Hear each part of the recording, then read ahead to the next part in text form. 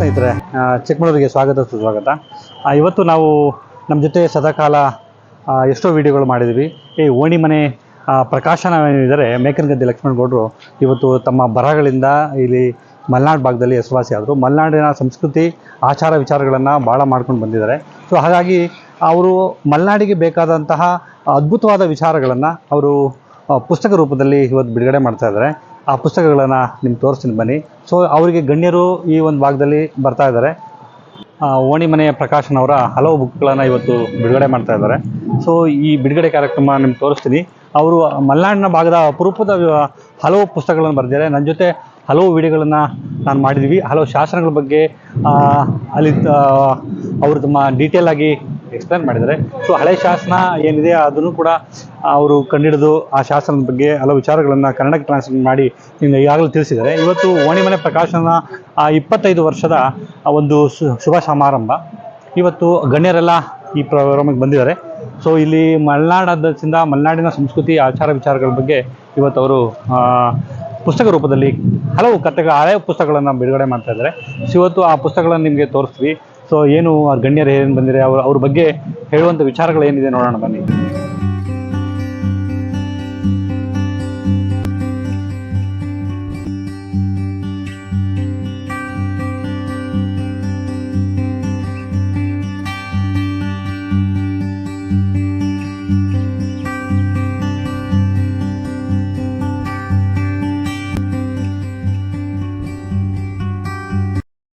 ಒಂದು ಮಾತನ್ನ ಹೇಳೋದ್ರ ಮೂಲಕ ನಾನು ಆರಂಭಿಸ್ತೀನಿ. ಸದ್ದಿರದ ಹಸುರುಡೆ ಮಲೆನಾಡ ಬನಗಳಲ್ಲಿ ಕೊರೆವ ತೊರೆ ಎಡೆಯಲ್ಲಿ ಗುಡಿಸಲೊಂದಿರಲಿ, ಅಲ್ಲಿ ಬಳಿ ಪಸಲೆಯಲ್ಲಿ ದನಗಳಂಬಾದ ನೀವು ದನ ಕಾಯುವನ ಕೊಳಲೊಡನೆ ಕೇಳು ತಲೆಯಲೆಯಾಗಿ ಬರಲಿ. ಅಲ್ಲಿ ಕಿಳಿ ಕೊರವಂಕ ಕೋಗಿಲೆಗಳ ಇಂಚರವು ಏರಿ ಬರಲಿ.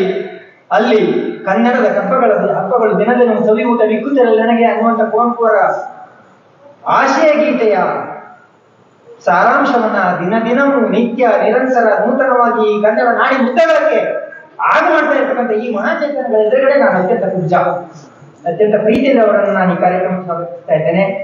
ಬೇಡಿಕೆಯಲ್ಲಿರ್ತಕ್ಕಂಥ ಒಬ್ಬೊಬ್ರು ಕೂಡ ಒಂದೊಂದು ಸಹ್ಯಾದ್ರಿ ಪರ್ವತಗಳು ಒಬ್ಬೊಬ್ಬರನ್ನ ಪರಿಚಯ ಮಾಡ್ಕೊಳ್ಳೋದಕ್ಕೆ ಕನಿಷ್ಠ 1 ದಿನ ಬೇಕು, 1 ಗಂಟೆ ಆದ್ರೂ ಬೇಕು. ಹಾಗಾಗಿ ನಾನು ಆನೆಯನ್ನು ಕನ್ನಡಿಯಲ್ಲಿ ಗೌರವಿಸೋದಕ್ಕೆ ಎಷ್ಟು ಮಟ್ಟಿಗೆ ಪ್ರಯತ್ನ ಪಡ್ತೀನೋ ಗೊತ್ತಿಲ್ಲ. ನನ್ನ ಓಣಿ ಮನೆ ಪ್ರಕಾಶನ ಇವತ್ತಿಗೆ 25 ವಸಂತಗಳನ್ನ ಕಳೆದಿದೆ. ಬಹುಶಃ 1999ನೇ ಇಸವಿ ಮೇ 14ನೇ ತಾರೀಕು ಬಹುಶಃ ಬ್ರಹ್ಮಲಿಂಗೇಶ್ವರ ಮನೆಯಲ್ಲಿ ದೇವಸ್ಥಾನ ಉದ್ಘಾಟನೆ ಕಾಣ್ತೇವೆ. 2 ಗಂಟೆ ಹತ್ರ ತಗೊಂಡು ಕೊಟ್ಟು ಮಾಮ ನೀವು ಒಂದು 4 ಸಾಲ ಬರ್ಕೊಡ್ಬೇಕಲ್ಲ ಅಂತ ಕೊಟ್ಟೆ. ಬಹುಶಃ ಅವ್ರು ಬರೆದು ಕೊಟ್ಟಿದ್ದಿದ್ರೆ ಏನಾಗ್ತಾಯಿತ್ತು ಗೊತ್ತಿಲ್ಲ ನನಗೆ. ಅವರು ಕರೆದು ಕೂಡಿಸ್ಕೊಂಡು ಬಾಪ ಇಲ್ಲಿ ಅಂತ ಪುಸ್ತಕ ತೆಗೆದು ನೋಡಿ, ನಿನ್ನ ಬರವಣಿಗೆಗೆ ಸುಂದರವಾದ ಶೈಲಿ ಇದೆ. ಇದೇ ಮಾತುಗಳನ್ನು ನಾವು ಹೇಳಿದ್ವಿ, ಅವ್ರ ಮಾತುಗಳನ್ನು ಕೊಟ್ಟು ಮಾಡ್ತಾ ಇದ್ದೀನಿ. ನಿನ್ನ ಬರವಣಿಗೆಗೆ ಸುಂದರವಾದ ಶೈಲಿ ಇದೆ. ಈ ಪುಸ್ತಕ ತಗೊಂಡೋಗಿ ಮೈಸೂರಿನಲ್ಲಿ ನಮ್ಮ ಜಿಲ್ಲೆಯವರೇ, ನಮ್ಮೂರಿನವರೇ, ಇದೇ ಕ್ಷೇತ್ರದಲ್ಲಿ ಕೆಲಸ ಮಾಡಿರ್ತಕ್ಕಂಥ ಮಸೂರಿ ಮಂಜಂ ಶೆಟ್ಟಿ ಅಂತ ಇದ್ದಾರೆ, ಅವ್ರ ಹತ್ರ ಕೊಟ್ಟರೆ ಈ ಕಲ್ಲನ್ನ ಕೆತ್ತಿ ಸುಂದರವಾದ ಮಗುವನ್ನಾಗಿ ಮಾಡಿ 4 ಜನ ಎತ್ಕೊಳ್ಳೋ ಹಾಗೆ ಮಾಡ್ತಾರೆ, ನೀವು ಅವ್ರ ಹೋಗು ಅಂತ ಹೇಳಿ ಅವ್ರು ವಿಳಾಸ ಕೊಟ್ಟರು. ಆ ವಿಳಾಸ ತಗೊಂಡು ನಾನು ಊರಿಗೆ ಹೋದೆ, ಫೋನ್ ನಂಬರ್ ಕಲೆಕ್ಟ್ ಮಾಡ್ಕೊಂಡು ಫೋನ್ ಮಾಡಿದೆ. ಮಾತೆ ಅಂತ ನಾನು ಬಾವು ಮನೇಲಿ ಇದ್ದೀನಿ ಆಲ್ದೂರಿನಲ್ಲಿ ಅಂತಂದ್ರು. ಆಲ್ದೂರಿನಲ್ಲಿ ಅವ್ರು ಇದ್ದಾಗ ಅವ್ರ ಮನೇಲಿ ಹೋಗಿ ಮಾತಾಡಿದೆ. ಹಾಗಾಗಿ 4-6 ಸಾರಿ ಅವರ ನಮ್ಮ ಒಡನಾಟ. ಮೈಸೂರು ಯೂನಿವರ್ಸಿಟಿನಲ್ಲಿ ಅವರು ಕನ್ನಡ ಅಧ್ಯಯನ ಸಂಸ್ಥೆಯಲ್ಲಿ ಸಹಾಯಕ ನಿರ್ದೇಶಕರಾಗಿದ್ದಾಗ ಹೆಚ್ಚು ಹೊತ್ತು ಅವರ ಕಚೇರಿಯಲ್ಲಿ ನಾನೇ ಕೂತಿರ್ತಿದ್ದೆ. ಅಲ್ಲಿಂದ ಅವ್ರ ಮನೆ ನಮ್ಮನೆ ಆಯಿತು. ನಿರಂತರವಾಗಿ ಬ್ರಹ್ಮಲಿಂಗೇಶ್ವರ ಮಡಿಲಲ್ಲಿ ಪ್ರೂಫ್ ತಿದ್ದೋದ್ರಿಂದ ಹಿಡಿದು ಪ್ರಕಟಣೆಯಿಂದ ಹಿಡಿದು 3 ಬಗೆ 1000 ಪ್ರೂಫ್ ತಿದ್ದೋದ್ರಿಂದ ಹಿಡಿದು ಪ್ರಕಟಣೆಯಿಂದ ಹಿಡಿದು ಇಲ್ಲಿ ತನಕ ನನ್ನನ್ನು ಬೆನ್ನು ತಟ್ಟಿ ನಡೆಸ್ಕೊಂಡು ಬಂದಿದ್ದಾರೆ. ಅಲ್ಲಿಂದ ನನ್ನ ಬ್ರಹ್ಮಲಿಂಗೇಶ್ವರ ಮಡಿಲಲ್ಲಿ ಪುಸ್ತಕದಿಂದ ಆರಂಭವಾದ ಓಣಿ ಮನೆ ಪ್ರಕಾಶನದ ಯಾತ್ರೆ 25 ವರ್ಷಗಳನ್ನ ಕಳೆದಿದೆ. ಮತ್ತು ನಾನು 25 ಪುಸ್ತಕಗಳಲ್ಲಿ ಕೈಯಾಡಿಸಿ ನನ್ನ ಲೇಖನಿಯ ಮೂಲಕ ಬೆಳಕು ಕಂಡಿದೆ ಅನ್ನುವಂಥದ್ದನ್ನು ಅತ್ಯಂತ ಹೆಮ್ಮೆಯಿಂದ ಹೇಳ್ಕೊಳ್ತೇನೆ.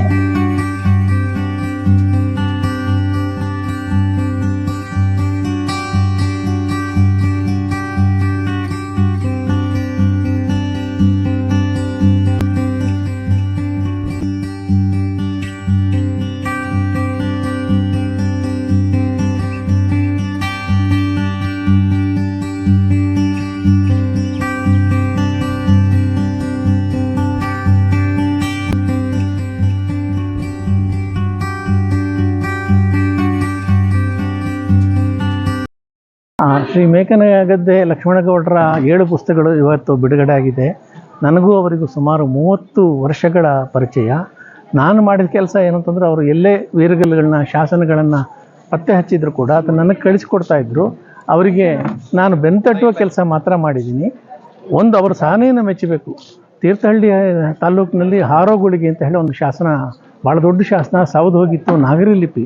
ಅದನ್ನು ಅವ್ರ ಪಾಪ ಬೇರೆ ಬೇರೆಯವ್ರನ್ನ ಕೇಳಿ ಕಡೆಗೆ ನನಗೆ ಕಳಿಸ್ಕೊಟ್ರು. ನಾನು ಹೇಳಿದೆ, ನನಗೆ ಅದು ನಾಗರಿ ಲಿಪಿ ಸ್ವಲ್ಪ ಹೊಸದಾದ್ದರಿಂದ ಸುಮಾರು 1 ವರ್ಷ ಹಿಡಿಬೋದು ಅಂತಂದೆ. ಅದನ್ನು ಓದಿಕೊಟ್ಟೆ ನಾನು. ನನಗೂ ಅದು ಸಾರ್ಥಕ ಭಾವನೆ ಬಂದಿದೆ. ಇಲ್ಲಿ ಚಿಕ್ಕಮಗಳೂರಿನಲ್ಲಿ ಹರೀಶ್ ಸಿಂಗಟಗೆರೆ, ಇಸ್ಮಾಯಿಲ್ಲು ಮತ್ತು ಕಲ್ಕೆರೆ ಸುರೇಶು, ಈ ಥರದ್ದು ತುಂಬ ಜನ ಶಾಸನದ ಬಗ್ಗೆ ಕೆಲಸ ಮಾಡ್ತಾ ಇದ್ದಾರೆ. ಅವ್ರ ಜೊತೆ ಕೆಲಸ ಮಾಡುವಂಥ ಅವಕಾಶ ನನಗೆ ಸಿಕ್ಕಿದೆ. ಅದು ನನ್ನ ಪುಣ್ಯ. ನಾನು ಬೆನ್ತಟ್ಟು ಕೆಲಸ ಮಾತ್ರ ಮಾಡಿದ್ದೀನಿ ಹೊರತು ನಾನು ಈ ವಯಸ್ಸಿನಲ್ಲಿ ಕ್ಷೇತ್ರ ಕಾರ್ಯ ಮಾಡುವಂಥ ಸಾಮರ್ಥ್ಯ, ಆರೋಗ್ಯ ನನಗೆ ಇಲ್ಲ. ಹಾಗಾಗಿ ಲಕ್ಷ್ಮಣಗೌಡರಿಗೆ ನಾನು ಸದಾ ಬೆಂಬಲವಾಗಿ ನಿಂತಿದ್ದೀನಿ. ಅವರು ಬಹಳ ಹೇಳಿದರೂ ಕೂಡ ನಾನಂಥ ದೊಡ್ಡ ಕೆಲಸ ಮಾಡಿದೆ ಅಂತಂದಿಲ್ಲ. ಅವ್ರ ಮೇಲೆ ಪ್ರೀತಿಯಿಂದ ನನಗೆ ವೇದಿಕೆ ಅಂದರೆ ನಿಜವಾಗಿ ಮುಜುಗರ, ಫೋಟೋ ಅಂದರೂ ಮುಜುಗರನೇ. ಆದರೆ ಅವ್ರ ಪ್ರೀತಿಗೆ ಮಣಿದು ಬಂದಿದ್ದೀನಿ ಇವತ್ತಿನ ದಿವಸ. ಅವರಿಗೆ ಒಳ್ಳೆಯದಾಗಲಿ, ಅವ್ರ ಕುಟುಂಬದವರಿಗೆ ಒಳ್ಳೆಯದಾಗಲಿ ಅಂತ ಹೇಳಿ ನಾನು ಈ ಸಮಯದಲ್ಲಿ ಹಾರೈಸ್ತೀನಿ. ನಮಸ್ಕಾರ ಸ್ನೇಹಿತರೆ. ಇವತ್ತು ಈ ಒಂದು ಅದ್ಭುತವಾದ ವ್ಯಕ್ತಿಯನ್ನು ನೀವು ನೋಡಿರ್ಬೋದು, ಅಥವಾ ಇವ್ರ ಬಗ್ಗೆ ಪರಿಚಯ ಈಗಿನ ಮಕ್ಕಳಿಗಂತೂ ಖಂಡಿತ ಇಲ್ಲ. ಸೊ ಸಾಮಾನ್ಯ ಒಂದು 70-80 ದಶಕದಲ್ಲಿ ಇವರ ಪರಿಚಯ ತುಂಬ ಇದೆ. ಯಾಕಂದರೆ ಮಲೆಗಳಲ್ಲಿ ಮಧುಗಮ್ಮಗಳ ಏನು ಒಂದು ಸೀರಿಯಲ್ ಬರ್ತಾ ಇತ್ತು, ಭಾಳ ಹಳ್ಳಿಯ ಮಲೆನಾಡಿನ ವಾತಾವರಣವನ್ನು ಅದ್ಭುತವಾಗಿ ತೋರಿಸ್ತಾ ಇದ್ರು. ಸೊ ಆ ಒಂದು ತೋರಿಸಿದಲ್ಲಿ ಮದುಮಗಳಲ್ಲಿ ಒಂದು ನಾಯಕ ನಟನಾಗಿ ಒಂದು ಸೀರಿಯಲ್ಲು ಭಾಳ ಕುವೆಂಪುರವರ ಕಾದಂಬರಿಗಳನ್ನು ಒಂದು ಸೀರಿಯಲಾಗಿ ಮಾಡಿದರು. ಓಣಿಮನೆ ಪ್ರಕಾಶನ ಅವರ ಒಂದು ಪುಸ್ತಕ ಬಿಡುಗಡೆಗೆ ಬಂದಿದ್ದಾರೆ. ಇವತ್ತು ಅವರ ಪರಿಚಯ ನಮಗಾಗಿದೆ. ಈ ಓಣಿಮನೆ ಪ್ರಕಾಶ್ ಅವರ ಪುಸ್ತಕಗಳು ಏನಿದೆ ಆ ಬಿಡುಗಡೆಗೆ ಸಂದರ್ಭದಲ್ಲಿ ಬಂದಾಗ ಅವರು ಅಮೂಲ್ಯವಾದ ಮಾತುಗಳನ್ನು ಈ ಒಂದು ಲಕ್ಷ್ಮಣಗೌಡರ ಬಗ್ಗೆ ಏನು ಹೇಳ್ತಾರೆ ಕೇಳೋಣ. ಮೊಟ್ಟ ಮೊದಲಿಗೆ ಚಂದ್ರಸುತ ಯೂಟ್ಯೂಬ್ ಚಾನಲ್ನವರ ನವೀನ್ ಅವರಿಗೆ ಅಭಿನಂದನೆಗಳನ್ನು ಸಲ್ಲಿಸ್ತಾ, ಒಬ್ಬರು ಸಂಶೋಧಕರು, ಸಾಹಿತಿಗಳು, ಲೇಖಕರು ಹಾಗೂ ಕವಿಗಳು ಮತ್ತು ಕಥೆಗಾರರು ಆಗಿರ್ತಕ್ಕಂತಹ ನನ್ನ ಸನ್ಮಿತ್ರರಾಗಿರ್ತಕ್ಕಂತಹ ಮೇಕನಗದ್ದೆ ಲಕ್ಷ್ಮಣಗೌಡರು ಇವತ್ತು 25ನೇ ಸಂಭ್ರಮೋತ್ಸವದ ಆಚರಣೆಯಲ್ಲಿ 25 ಪುಸ್ತಕಗಳು, ಅದರಲ್ಲಿಯೂ ಕೂಡ ಇವತ್ತು 7 ಪುಸ್ತಕಗಳನ್ನು ಬಿಡುಗಡೆ ಮಾಡಿದ್ದಾರೆ. ಮುಂದಿನ ದಿನಗಳಲ್ಲಿ ಅದು 50 ಆಗಲಿ ಮತ್ತು 100 ಅದು ತಲುಪಲಿ ಅಂತ ಆ ದೇವರು ಅವರಿಗೆ ಅಂತಹ ಸಾಮರ್ಥ್ಯವನ್ನು, ಶಕ್ತಿಯನ್ನು ಕೊಡಲಿ ಅಂತ ಹೇಳಿ ಆ ಪ್ರಾರ್ಥನೆಯನ್ನು ಮಾಡಿಕೊಳ್ತೇನೆ. ನಾನು ಧನ್ಯವಾದಗಳು. ಮೊದಲಿಗೆ ಚಂದ್ರಸುತ ಯೂಟ್ಯೂಬ್ ಚಾನಲ್ಗೆ ನಾನು ಧನ್ಯವಾದಗಳನ್ನು ಸಮರ್ಪಣೆ ಮಾಡ್ತೇನೆ. ಸರ್, ನೀವು ತುಮಕೂರಿಂದ ಇಲ್ಲಿಗೆ ಬಂದು ನಮ್ಮ ಈ ಮಲೆನಾಡಿನ ಈ ಲೇಖಕರನ್ನ ಪರಿಚಯ ಮಾಡಿಕೊಡುವಂಥದ್ದು ಬಹುಶಃ ನಮ್ಮೆಲ್ಲರಿಗೆ ಹೆಮ್ಮೆ. ಇನ್ನು ನಾನು ಈ ಮೇಕನಗದ್ದೆ ಲಕ್ಷ್ಮಣಗೌಡರ ಬಗ್ಗೆ ಹೇಳೋದಾದರೆ ಅಪ್ಪಟ ಗ್ರಾಮೀಣ ಪ್ರತಿಭೆ. ಬಹುಶಃ ಅವರ ನನ್ನ ಗೆಳೆತನ 25 ವರ್ಷಗಳಿಂದ ಇದೆ.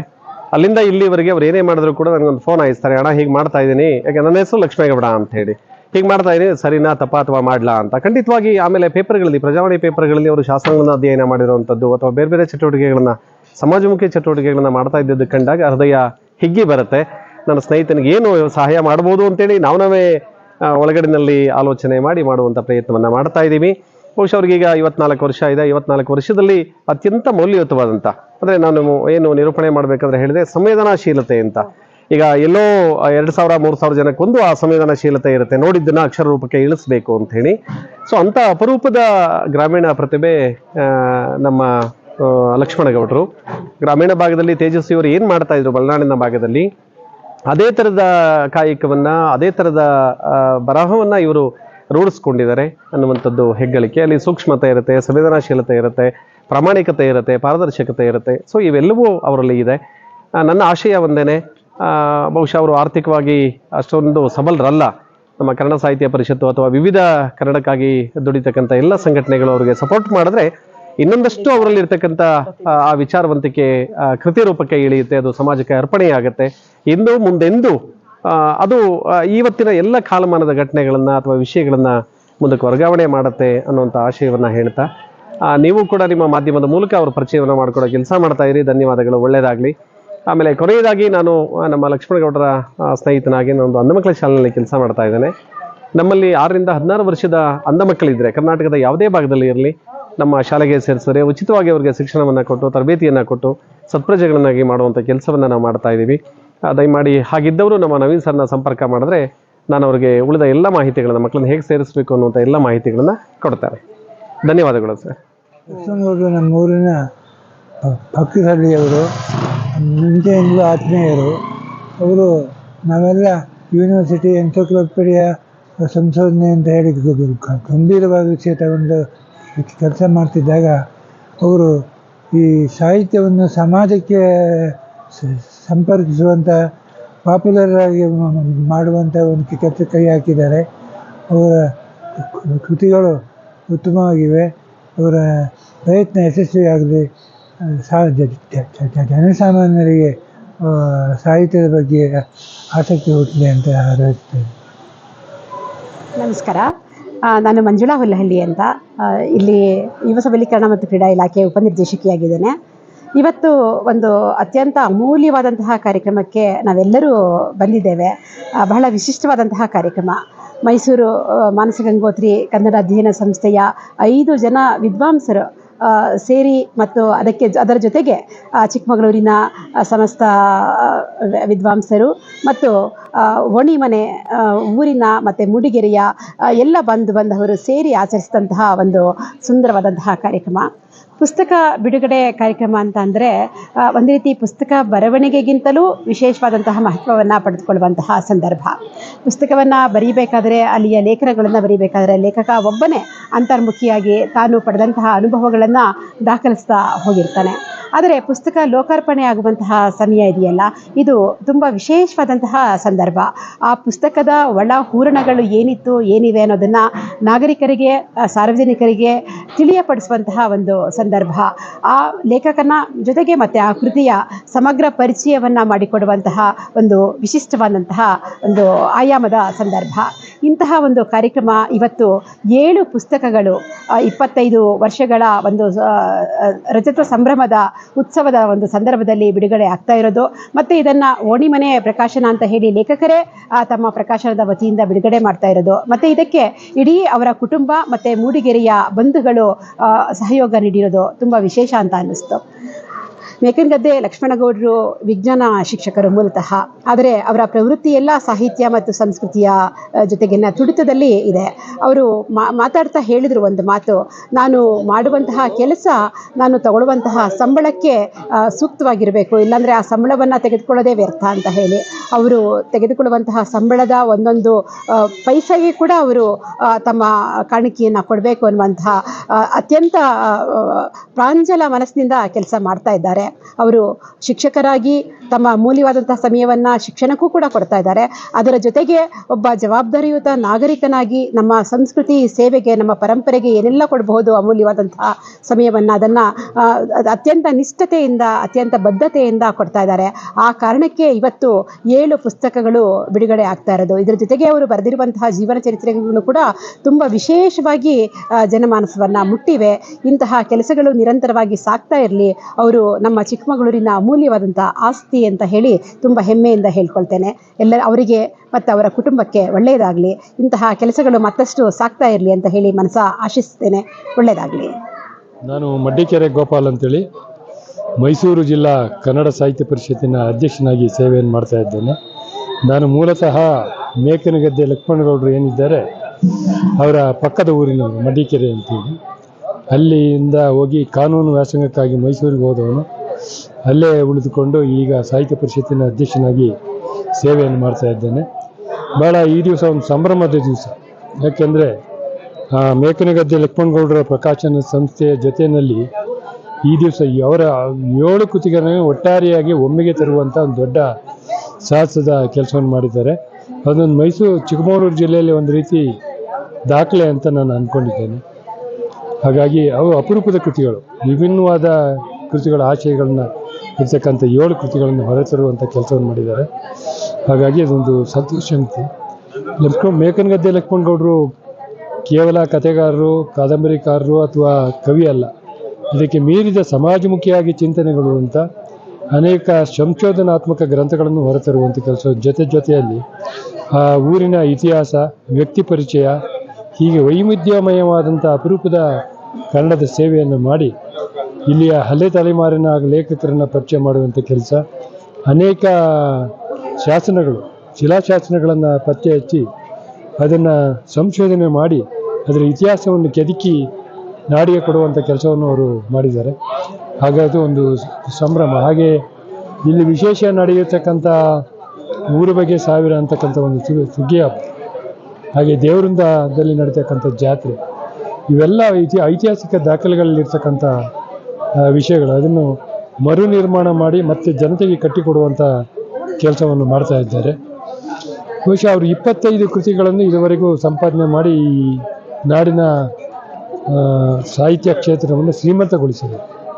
ಅದು ಎಲ್ಲೋ ಒಂದು ರೀತಿ ಅವರು ಗುರುತಿಸುವಲ್ಲಿ ನಾವು ಸೋತಿದ್ದೇವೆ ಅನ್ನುವಂಥ ನನಗೆ ಕೆಲವು ಸಾರಿ ನೋವು ಕಾಡುತ್ತೆ.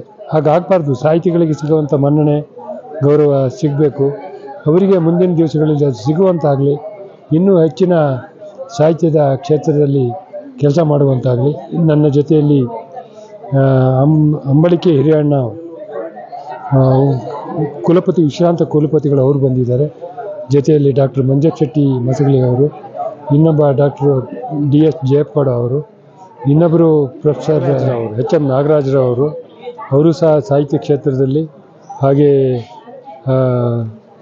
ಶಾಸನ ಶಿಲೆಗಳನ್ನು ಪತ್ತೆ ಹಚ್ಚುವುದರ ಮೂಲಕ ಅದರ ಬಗ್ಗೆ ಅಧ್ಯಯನ ಮೂಲಕ ಅಪಾರ ಸೇವೆ ಮಾಡಿದಂಥ 5 ಜನ ನಾವು ಮೈಸೂರಿಂದ ಬಂದಿದ್ದೇವೆ. ಇದೊಂದು ಸಂಭ್ರಮದ ಸಡಗರದ ಗಳಿಗೆ ಅಂತ ಹೇಳ್ತಾ ಎಲ್ಲ ವೀಕ್ಷಕರಿಗೆ ವಂದಿಸಿ ನನ್ನ ಮಾತು ಮುಗಿಸ್ತೇನೆ.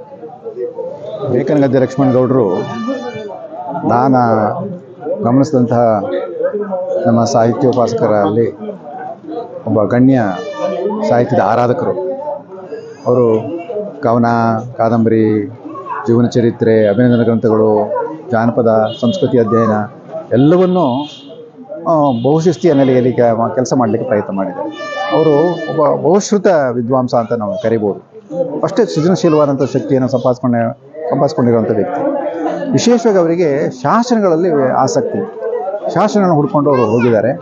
ಸುಮಾರು 60 ಶಾಸನಗಳನ್ನು, ಹೊಸ ಶಾಸನಗಳನ್ನು ಶೋಧಿಸಿ ಆ ಶಾಸನಗಳನ್ನು ಓದುವ ಮತ್ತು ಅದನ್ನು ಅರ್ಥೈಸುವಂಥ ಪ್ರಯತ್ನಗಳನ್ನು ಅವರು ಮಾಡಿದ್ದಾರೆ. ಆ ನಿಟ್ಟಿನಲ್ಲಿ ಅವರು ಅನೇಕ ಸಹಾಯವನ್ನು ಪಡೆದಿದ್ದಾರೆ. ಇತಿಹಾಸ ಮತ್ತು ಪರಂಪರೆ ಬಗ್ಗೆ ಅವರಿಗೆ ವಿಶೇಷವಾದ ಆಸಕ್ತಿ. ಹೀಗಾಗಿ ಅವರು ಕರ್ನಾಟಕ ಜಾನಪದ ವಿಶ್ವವಿದ್ಯಾಲಯದಲ್ಲಿ ಕರ್ನಾಟಕ ಗ್ರಾಮ ಚರಿತ್ರ ಕೋಶ ಮತ್ತು ಸಂಸ್ಕೃತಿ ಪದಕೋಶ ಅನ್ನುವಂಥ ಸಂಪುಟಗಳಲ್ಲಿ ಕೆಲಸ ಮಾಡಿದ್ದಾರೆ. ಅವನ್ನು ಸಂಪನ್ನಗೊಳಿಸ್ಕೊಳ್ಳೋದಕ್ಕೆ ಭಾಳ ಶ್ರಮವನ್ನು ವಹಿಸಿದ್ದಾರೆ. ಒಬ್ಬ ಕನ್ನಡದ ಕಟ್ಟ ಭಕ್ತರು.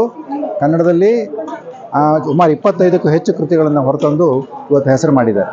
ಅದಕ್ಕಾಗಿ ಅವರನ್ನು ನಾವು ಹೃತ್ಪೂರ್ವಕವಾಗಿ ಅಭಿನಂದಿಸಲೇಬೇಕು. ನಮಸ್ತೆ. ಚಂದ್ರಸುತ ಯೂಟ್ಯೂಬ್ ಚಾನಲ್ಗೆ ನಮಸ್ಕಾರವನ್ನು ಹೇಳ್ತಾ ನಾನು ಲಕ್ಷ್ಮಣಗೌಡರ ಬಗ್ಗೆ 2 ಮಾತುಗಳನ್ನು ಆಡಲು ಇಚ್ಛಿಸುತ್ತೇನೆ.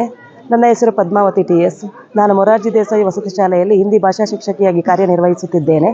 ನಮಗೂ ಹಾಗೂ ಲಕ್ಷ್ಮಣಗೌಡ ಸರ್ ಅವರಿಗೂ ನಾವಿಬ್ಬರೂ ಕೂಡ ಕೊಲೀಗ್ಗಳಾಗಿ ಸಂಜೀವಿನಿ ಶಾಲೆಯಲ್ಲಿ ಸುಮಾರು 15 ವರ್ಷಗಳ ಹಿಂದೆ ನಮ್ಮ ಪರಿಚಯ ಆಗುತ್ತೆ. ಆಮೇಲೆ 15 ವರ್ಷಗಳಾದರೂ ಅವರ ಆತ್ಮೀಯತೆ ಹೇಗಿತ್ತು ಅಂತಂದರೆ, ಸಾಹಿತ್ಯದ ಬಗ್ಗೆ ಅವಾಗಲಿಂದನೇ ಅವರಿಗೆ ಸಾಕಷ್ಟು ಅಭಿರುಚಿ ಇತ್ತು. ವಿದ್ಯೆ ಸಾಧಕನ ಸೊತ್ತೇ ಹೊರತು ಸೋಮಾರಿಗಳ ಸೊತ್ತಲ್ಲ ಎಂಬ ಒಂದು ನಾಣ್ಣುಡಿಗೆ ಭಾಜನರಾದಂಥವರು. ಎಷ್ಟು ಸಾಧ್ಯ ಆಗುತ್ತೋ ಅಷ್ಟು ಸಾಧ್ಯವಾಗುವಷ್ಟು ಉತ್ತಮ ಮಾರ್ಗದರ್ಶನವನ್ನು ನೀಡ್ತಾ ಈಗ ಅವರ ಒಂದು ಮಾರ್ಗದರ್ಶನದಲ್ಲಿ ನಾವುಗಳು ಕೂಡ ಸಾಹಿತ್ಯ ಕ್ಷೇತ್ರದಲ್ಲಿ ಅನೇಕ ಕವನಗಳಿರ್ಬೋದು, ಲೇಖನಗಳಿರ್ಬೋದು. ಆದರೆ ನಮ್ಮ ಮೇಕನಗದ್ದೆ ಲಕ್ಷ್ಮಣಗೌಡರ ಬಗ್ಗೆ ಹೇಳೋದಾದರೆ, ಅಂದಿನ ಪರಿಚಯ ಇಂದಿಗೆ ನೆನ್ನೆನೂ ಕೂಡ ಫೋನ್ ಕರೆಯಲ್ಲಿ ಅವರು ನಮಗೆ ಆತ್ಮೀಯವಾಗಿ ಆತ್ಮೀಯವಾಗಿ ಆಮಂತ್ರಣವನ್ನು ನೀಡಿ ಈ ಒಂದು ಕಾರ್ಯಕ್ರಮಕ್ಕೆ ಬಂದು ನೀವು ಶುಭ ಹಾರೈಸಬೇಕು ಅಂದರು. ಅವರ ಒಂದು ಆತ್ಮೀಯತೆಗೆ ನಾವುಗಳು ಕೂಡ ಋಣಿಗಳಾಗಿದ್ದೇವೆ. ಅವರಿಗೆ ಈ ಸಂದರ್ಭದಲ್ಲಿ ಅಭಿನಂದನೆಯನ್ನು ಸಲ್ಲಿಸ್ತಾ ಅವರಿಗೆ ಈ ಒಂದು ಸಾಹಿತ್ಯ ಲೋಕದಲ್ಲಿ ಅವರು ಇನ್ನೂ ಚಂದ್ರ ಸೂರ್ಯರಂತೆ ಮಿನುಗ್ಲಿ ಅನ್ನೋದು ನಮ್ಮ ಆರೈಕೆ ಅಂತ ಹೇಳ್ತೀವಿ. ಈ ಒಂದು ಅವಕಾಶಕ್ಕಾಗಿ ಧನ್ಯವಾದಗಳನ್ನು ಹೇಳ್ತೀನಿ ಸರ್.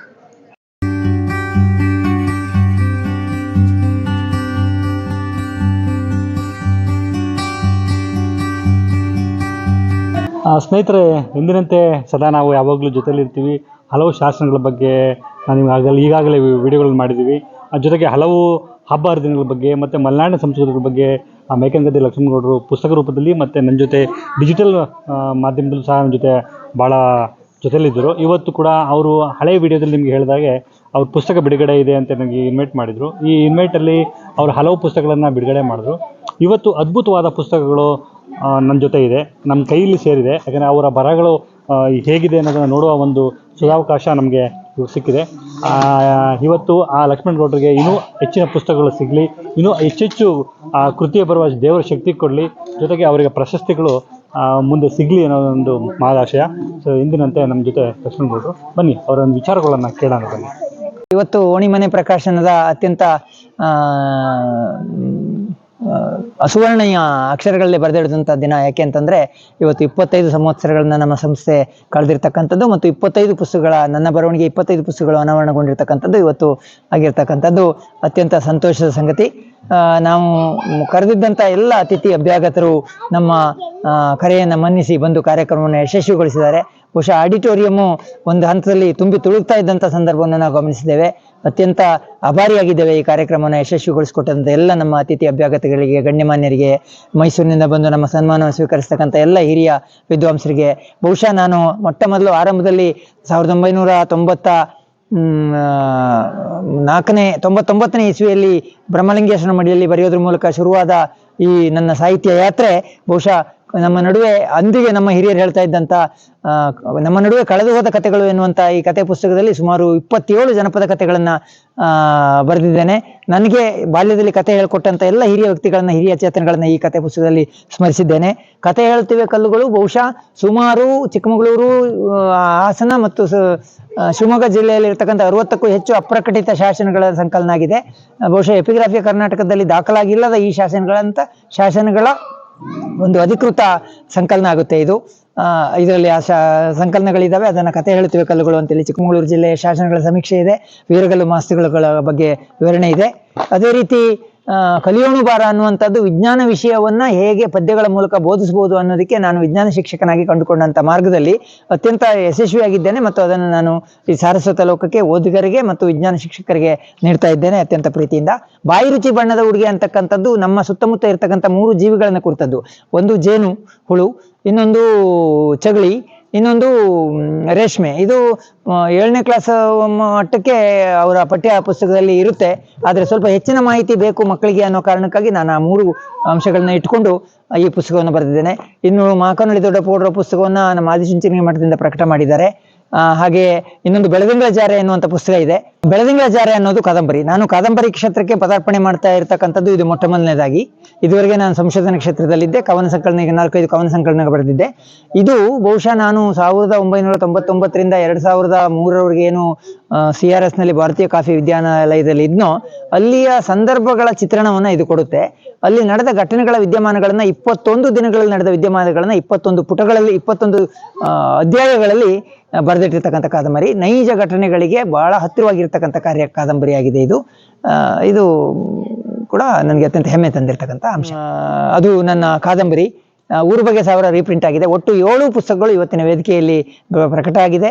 ಅತ್ಯಂತ ಪ್ರೀತಿಯಿಂದ ಎಲ್ಲರೂ ಸ್ಪಂದಿಸಿದ್ದಾರೆ. ಹಲವಾರು ಜನರು ಇದಕ್ಕೆ ಸಹಕಾರವನ್ನು ಕೊಟ್ಟಿದ್ದಾರೆ. ಅವರೆಲ್ಲರಿಗೂ ನಾನು ಅತ್ಯಂತ ಕೃತಜ್ಞನಾಗಿದ್ದೇನೆ ಮತ್ತು ಆಭಾರಿಯಾಗಿದ್ದೇನೆ. ಅವರ ಪ್ರೀತಿ ಸದಾ ಮುಂದೆ ಹೀಗೆ ಇರಲಿ ಓಣಿಮನೆ ಪ್ರಕಾಶನದ ಮೇಲೆ ಅಂತ ನಾನು ಆಶಿಸ್ತೇನೆ.